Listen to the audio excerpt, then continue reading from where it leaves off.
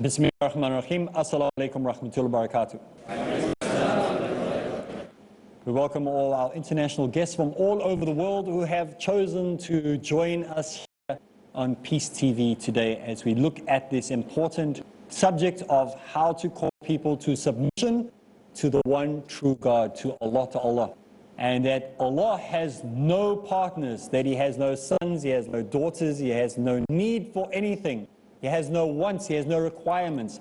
He's self-sufficient, He has no beginning, no end. He is not in a linear existence, not confined to anything that we as humans would try to force upon Him or try to interpret that He would have to be confined into. So that means He is not confined into any space or time or shape or form like the Christians will believe, that He came to earth as a human being, or that He was a flame or a dove or things like that. So we're looking at characteristics that are required for a da'i for the last few weeks. And we've been saying in this series, last week especially, we're now looking at the don'ts. Things that a da'i should not participate or be doing. First and foremost, he should not be a person who is belittling or joking about or being involved in any sarcastic speech or talk against the Quran or against any of the authentic hadiths. He shouldn't be running down these things and laughing and joking like many people we see in society do with their text or their books. We do not do this as the da'i. He shouldn't degrade himself. In other words, he shouldn't be making himself look stupid on purpose for the sake of a little bit of press or a little bit of camera time. We see when people are on marches, they're burning a flag, they'll be the ones screaming and shouting. Instead of just speaking coherently, explaining why you're on the march, explaining why we are here today, explaining concepts of what is going on. So the next point that this author raises in his writing, Dawah Ilallah, the title of the book that we are busy going through, as the framework on this course that we're going to be doing, inshallah. He says that a da'i should not be disheartened because of the bigger and more powerful numbers in opposition that he might come across. That he should not be disheartened because he may be living in a country where only 1% are Muslim, or in an area which is majority Hindu, or in a country that promotes atheism above religion. He should not be disheartened. There's a young man, and a fantastic man that I'm very, very proud of. And I can't mention his name because I haven't asked him if I can say it. But he is from Russia, youngster, young man. He's still in high school. He became a Muslim online through Facebook. And we had a conversation, eventually he took Shahada. He's the only Muslim in a 600-kilometer radius where he lives. There are no other Muslims there. He's the only Muslim in a 600-kilometer radius. Imagine. He went to his high school and told them he needed to have time off twice during the day to perform his salah. He has that courage. He's the only one. Can you imagine? Imagine if you were the only one in your village, the only person around that was a Muslim, and the only way you could get any teaching was through the internet, from somebody teaching you through the internet. Other than that, you never came across a Muslim, you never spoken to a Muslim on face-to-face, you have no idea about anything. Everything you're doing solo by yourself. Yet this man is moving ahead, he's doing fantastic things in Islam. He's all on his own, way away from anybody.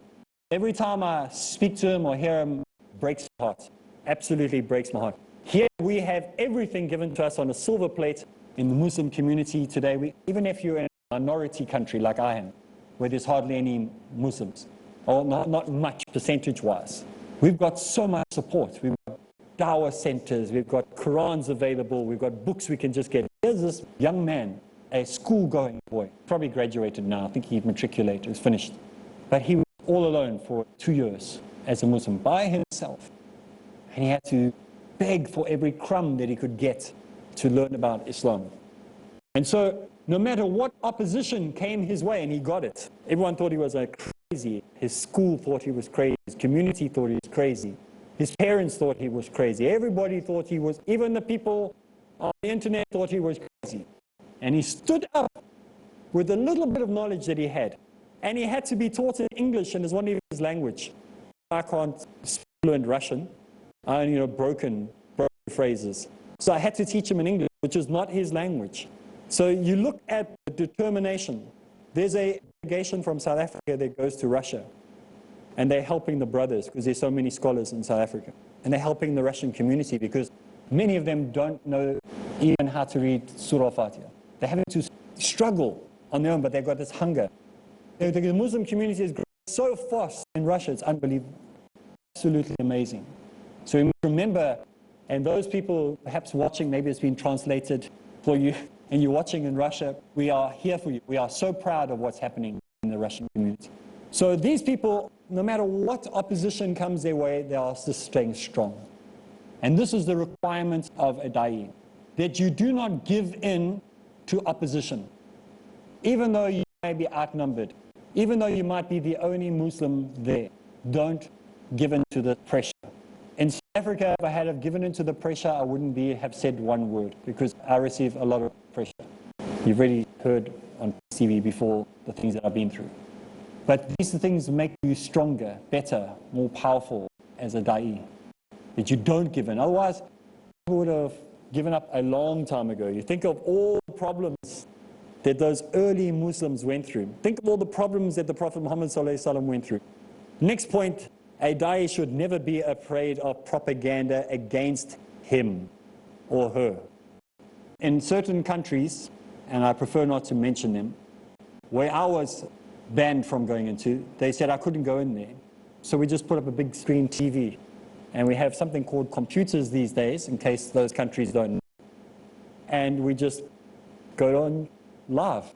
So we're still in the country, even though we're not in the country. So we can still get in the country, even if we can't get in the country. So propaganda and nonsense, it won't stop the truth of Islam. It won't stop a da'i coming into your country. We'll all get there. Maybe we just won't get there in the way you expect us to get there, but we will get there. Obviously, we shouldn't all be reckless. We must use wisdom. Because if they take all the people who are effective da'is or effective scholars off the map, then who's going to teach people? And there is a systematic effort to destroy effective da'is and effective scholars. If you're crazy and you want to talk about jihad and killing them where you find them and destroy everybody, men, women, and children, they will let you in that country. Do you know that? They let the crazies in, because that's exactly what they want to put on their televisions. And they can say, look at these crazy Muslims. But if you make sense and you're scholarly and intelligent and you're actually helping people come into Islam, that's the ones they don't want in the country, because you're far more dangerous. So we must understand that you must never give up and never be afraid of the propaganda that comes your way as a da'i. If it is an attack against what you stand for in Islam. So you never compromise your standards, never compromise your beliefs. So you must worship Allah, trust in Allah. Not that we are telling you to go be stupid. Don't misunderstand. Remember, everything we're talking about the middle road, the balance. So we're not saying go out and deliberately solve problems and then cry you got stung. If there's a hornet's nest, you don't go poke it with a stick, and then when it stings you go, oh look what happened. Why did it do this to me? Well, you provoked it. So then you can't cry when you get locked up or get in trouble. I'm talking about unprovoked. If we are simply wanting to go give the message of truth, to save humanity from itself, because sometimes that's what it needs. We're talking about that situation. So it's no use provoking anger, like some people in history have done, in Muslims supposedly doing dawah or whatever, and then they land up provoking the problem, and then of course you're going to get bitten. We're talking about when it's unprovoked. What did many of those people who got banned on that same list at the same period of time, what did they do? Nothing. Nothing they actually did that they got banned. They got banned simply because they were telling the truth. They were presenting simple Islam. They were asking people to submit to Allah, because that's more dangerous there. Okay, the next point he raises, a da'i should never compromise on his mission. And his mission is to call people to submission to Allah. We don't need to compromise. We don't need to lower our standards. We don't need to say, well, I'm so sorry that Muslims believe this, but I have to tell you this. No. If you're embarrassed about Islam, then you need to maybe go a little bit more and do some more studying. Maybe you need to sit a little bit longer in lectures, and maybe you shouldn't have left so early. from that talk where you only heard half of the reason. Because a lot of people say, well, you know, I like Islam, but this whole idea of polygamy, I mean, that's just too much for me. That's because you only stayed for half the talk. If you had stayed for the rest of the talk, it would have been put into its perspective for you. And you would have understood what the requirements are. Instead, you only picked up the one part of the discussion. The same thing when it comes to jihad. People only pick up the one perspective of it, and they don't listen to the whole lecture. So make sure that when you are talking as a da'i, that you don't compromise your mission when calling people to Allah. That you don't play down things. You don't change what the message actually is to suit whoever it is that you're wanting to call. It's very important that you represent Islam accurately. And maybe you represent Islam as accurate as you have knowledge, but you may make a mistake. Then there's nothing wrong with coming back next time you have the opportunity and apologizing for the mistake that you made. It's human to make a mistake. As long as we realize that and come back and make a public apology about it the next time we meet those people, or next time you're given an opportunity to do it. So this is very, very important that we do.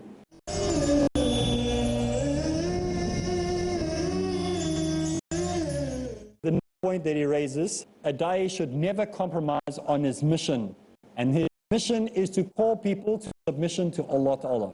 We don't need to compromise. We don't need to lower our standards. We don't need to say, well, I'm so sorry that Muslims believe this, but I have to tell you this. No. If you're embarrassed about Islam, then you need to maybe go a little bit more and do some more studying. Maybe you need to sit a little bit longer in lectures, and maybe you shouldn't have left so early from that talk where you only heard half of the reason. Because a lot of people say, well, you know, I like Islam, but this whole idea of polygamy, I mean, that's just too much for me. That's because you only stayed for half the talk. If you had stayed for the rest of the talk, it would have been put into its perspective for you. And you would have understood what the requirements are. Instead, you only picked up the one part of the discussion. The same thing when it comes to jihad. People only pick up the one perspective of it, and they don't listen to the whole lecture. So make sure that when you are talking as a da'i, that you don't compromise your mission when calling people to Allah. That you don't play down things. You don't change what the message actually is to suit whoever it is that you're wanting to call. It's very, very important that you represent Islam accurately. Maybe you represent Islam as accurate as you have knowledge, but you may make a mistake. Then there's nothing wrong with coming back next time you have an opportunity and apologizing for the mistake that you made. It's human to make a mistake. As long as we realize that and come back and make a public apology about it the next time we meet people, or next time you're given an opportunity to do it. So this is very, very important that we do. The da'i should always remember the fact that even the Prophet Muhammad ﷺ and the other prophets all had enemies. They all had people who were gunning them down, looking for them, hunting them down, wanting them to compromise their mission. We know so many narrations of how the people would come to the Prophet Muhammad ﷺ and say to him, like, if you do this, we'll give you this. If you just say, don't keep preaching what you're preaching, we'll make you rich, we'll give you possession, we'll give you fame, we'll give you fortune, we'll give you political power. And he would not compromise under no circumstance. Even if it was for his own safety, he wasn't prepared to compromise. In the same way, we must be very pleased that we have somebody who gave us a model to follow. Because he wasn't arrogant in the way he answered them. He had respect. He called them my uncle. My uncle. And he spoke to them with kindness. I wouldn't do that. It's not going to happen. Even if you gave me the sun and the moon. Nothing. Sometimes when we want to stand up for right, we say, we'll never, and we get all aggravated and we put a nice YouTube video on how our defiance is. That's not the way. We must do it with gentleness and kindness and compassion and understanding, tolerance. We want to leave the door of communication open. We want to leave the door of dawah open. We don't want to shut it so tightly closed that anybody who tries to come with any truth in the future will never be heard because of the damage you did. I had a teacher who was a wonderful teacher, fantastic teacher. But towards the end he sort of left his mission and he started doing those crazy videos that I'm talking about, the ones that he became very angry and upset and started shouting and becoming that crazy guy that you wouldn't expect. Why he went like that, no one can figure that out. So we must be very cautious that we become people that leave doors open for Islam without compromise. But we must make sure that we leave the door open for the next generation or the next group that comes. So he should always stand firm in his belief and not compromise, and never compromise or follow the desires of those who have already gone astray. Not follow the teachings of those people who have already gone astray, just so that he can fit in. So whatever he does, he must follow the traits and the characteristics of the Prophet Muhammad ﷺ and those early Muslims. Look at the heroes of Islam. We need to look at the heroes of Islam and try to emulate them more and see how we can implement their example in our own lives. Their behaviors, how do they deal with issues? How do they problem solve? Now, sometimes we only look at the role model of the prophets, but what about their disciples and those that came after them, their followers? How did they deal with issues? It's important that we have a look at all the heroes that are recorded in Islamic history as well. There's first and second, third generation of Muslims. So many beautiful stories, so many amazing stories that we can look at. We don't have to follow them religiously, but they give you examples of how to have situational relief, how to solve problems that they had in those days that we still have in these days. So it's very important that we get familiar with the heroes of Islam as well. So we need to stand firm on the traits that have been given to us through the pages of the Quran.